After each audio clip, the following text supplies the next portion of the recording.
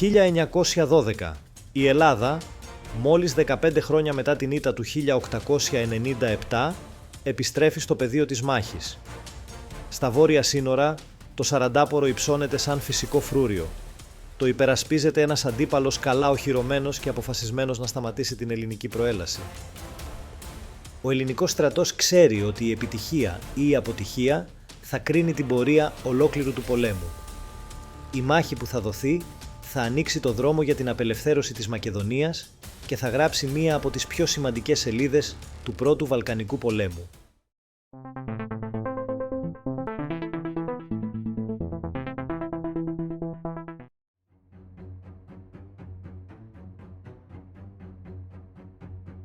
Μετά την απόσπασή τους από την Οθωμανική Αυτοκρατορία, τα ελεύθερα πλέον χριστιανικά κράτη της Βαλκανικής επιδόθηκαν στην οργάνωση των κρατών τους και στη διαμόρφωση εθνικής συνείδησης, με φιλοδοξίες που ξεπερνούσαν τα υφιστάμενα σύνορα. Η Μακεδονία και η Θράκη μετατράπηκαν σε πεδίο έντονης εθνικής προπαγάνδας και ανταγωνισμού. Κάθε μέτρο γης στη Μακεδονία και τη Θράκη κρεμόταν κυριολεκτικά από μια κλωστή. Οι γειτονικές χώρες διεκδικούσαν κομμάτι της πίτας, επιδιώκοντας να εντάξουν τις περιοχές αυτές στη δική τους εθνική επικράτεια. Παρά τις μεταξύ τους διαφορές, τα βαλκανικά κράτη αντιλήφθηκαν την ευκαιρία που τους πρόσφερε η τότε αποδυναμωμένη, σε σχέση με το παρελθόν, Οθωμανική Αυτοκρατορία για να αποσπάσουν τα τελευταία ευρωπαϊκά της εδάφη. Έτσι, τον Φεβρουάριο του 1912, Σερβία και Βουλγαρία υπέγραψαν συνθήκη, ενώ τον Μάιο η Ελλάδα και η Βουλγαρία σύναψαν αμυντική συμμαχία, την οποία ακολούθησε στρατιωτική σύμβαση τον Σεπτέμβριο. Με τη Σερβία και το Μαυροβούνιο, η Ελλάδα δεν προχώρησε σε επίσημη συμφωνία. Ωστόσο, το Μαυροβούνιο εξέφρασε τη διάθεση να συμμετάσχει σε πόλεμο κατά των Οθωμανών. Κοινό σχέδιο επιχειρήσεων δεν υπήρξε λόγω αντικρουόμενων βλέψεων και έτσι κάθε χώρα πολέμησε ανεξάρτητα. Το καλοκαίρι του 1912 η ένταση κορυφώθηκε γιατί οι Οθωμανοί ενίσχυσαν τα σύνορά τους και κινητοποίησαν δυνάμεις στη Θράκη. Η Βουλγαρία και η Σερβία απάντησαν με επιστράτευση και η Ελλάδα ακολούθησε. Τέλη Σεπτεμβρίου το Μαυροβούνιο κήρυξε πόλεμο και μετά Ελλάδα, Σερβία και Βουλγαρία μπήκαν στη σύγκρουση. Ο ελληνικός στρατός, μετά το κίνημα του 1909, είχε αναδιοργανωθεί, είχε εξοπλιστεί με σύγχρονα όπλα και είχε εκπαιδευτεί συστηματικά. Στη Θεσσαλία συγκεντρώθηκαν οι δυνάμεις του, υπό τη διοίκηση του διαδόχου Κωνσταντίνου και με επιτελάρχη τον υποστράτηγο Παναγιώτη Δαγκλή. Στις 5 Οκτωβρίου πέρασε τα σύνορα, εκδίωξε τα τουρκικά φυλάκια και στις 6 Οκτωβρίου απελευθέρωσε Ελασσόνα και Δεσκάτη. Από τις 7 Οκτωβρίου προήλασε προς τα βόρεια για να αντιμετωπίσει τον στρατό του Χασάν Ταχσίν Πασά, οχυρωμένο στη φυσικά ισχυρή τοποθεσία του Σαρανταπόρου και των γύρω υψωμάτων.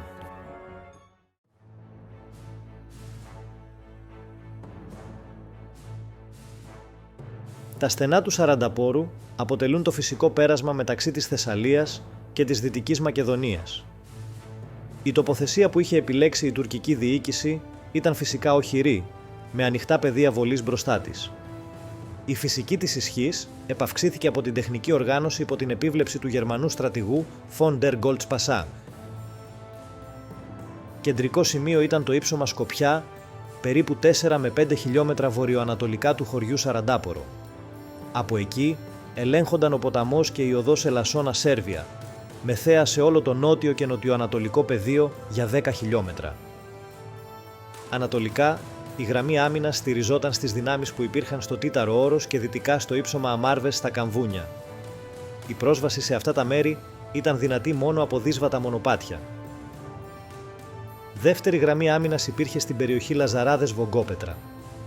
Μετά τη σχετικά περιορισμένη αντίσταση που συνάντησαν οι Έλληνες στην Ελασσόνα και τη Δεσκάτη, η Οθωμανική διοίκηση έδωσε εντολή για στεναρή άμυνα.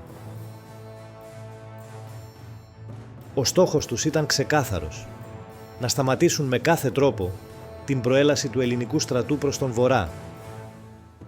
Στην περιοχή, οι Οθωμανοί παρέταξαν την 22η Μεραρχία και τη Μεραρχία Νεαπόλεως. Οι Έλληνες υπερτερούσαν σε αριθμούς και μέσα, όμως οι Οθωμανοί κατήχαν μία από τις πιο ισχυρές αμυντικές θέσεις της Μακεδονίας.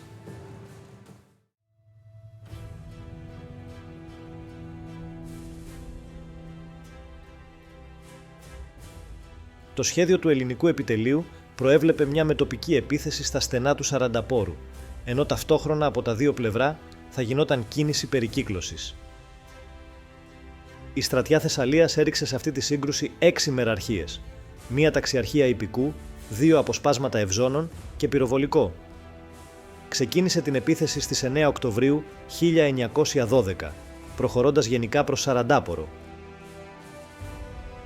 Πρώτη, δεύτερη και τρίτη μεραρχία ξεκίνησαν επίθεση κατευθείαν στο κέντρο του μετώπου και συνάντησαν μεγάλη αντίσταση, μιας και εκεί υπήρχαν οι πιο δυνατές Οθωμανικές δυνάμεις με την πιο καλή οχύρωση. Η επίθεση σε κάποιο σημείο κόλλησε, πολλοί Έλληνες στρατιώτες οχυρώθηκαν σε ρέματα και δεν προχωρούσαν με γρήγορους ρυθμούς. Το παιδινό πυροβολικό, από το γεγονός ότι δεν υπήρχαν οδεύσεις στην περιοχή και κατάλληλοι χώροι αναπτύξεως, δεν μπόρεσε από την αρχή να υποστηρίξει ικανοποιητικά τον αγώνα των 3 μεραρχιών του κέντρου. Η 5η μεραρχία επιτέθηκε στον τομέα Λαζαράδων Βογκόπετρας, με σκοπό να διασπάσει την άμυνα και να καταλάβει τα οχυρά. Η 6η μεραρχία έμεινε στο χωριό Πετρωτό ως εφεδρεία και μετά με τα σώματα των Ευζώνων έκαναν κίνηση από τα δεξιά προς το Τίταρο Όρος.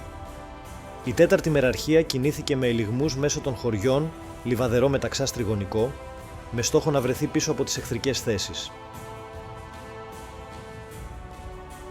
Οι Οθωμανοί αντιστάθηκαν στεναρά και οι Έλληνες στρατιώτες βρέθηκαν να μάχονται όχι μόνο έναν καλά οχυρωμένο αντίπαλο, αλλά και τις δυσκολίες του εδάφους και τις κακές καιρικές συνθήκες.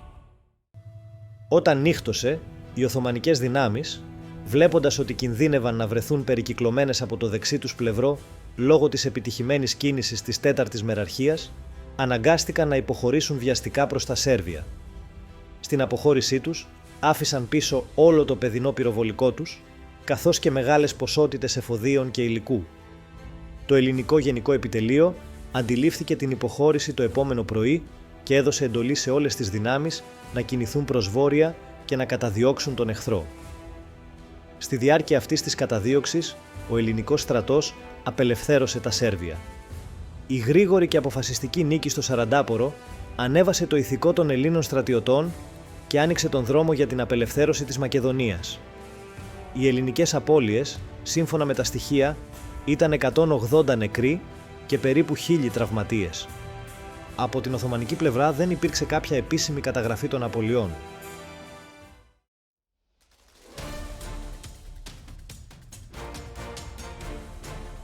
Η μάχη του Σαρανταπόρου δεν ήταν μόνο η πρώτη μεγάλη νίκη του Βαλκανικού πολέμου, ήταν η στιγμή που η Ελλάδα απέδειξε ότι μπορεί να προχωρήσει, να ρισκάρει και να νικήσει. Ένας στρατός που κουβαλούσε την πίκρα της ήττας του 1897 πέρασε μέσα από βουνά, οχυρά και φωτιά και βγήκε νικητής. Η υποχώρηση των Οθωμανών άνοιξε τον δρόμο για τη Μακεδονία. Και εκεί, μέσα στην ομίχλη και τη σιωπή που ακολουθεί κάθε μάχη, υψώθηκε η γαλανόλευκη πάνω στα οχυρά του Σαρανταπόρου. Μια εικόνα που έμεινε για πάντα χαραγμένη στη μνήμη, γιατί από εκείνη τη στιγμή η απελευθέρωση της Μακεδονίας δεν ήταν πια όνειρο. Ήταν υπόθεση χρόνου. Αν σας άρεσε το βίντεο, κάντε ένα like και subscribe. Μας βοηθά πολύ να δημιουργούμε νέο περιεχόμενο.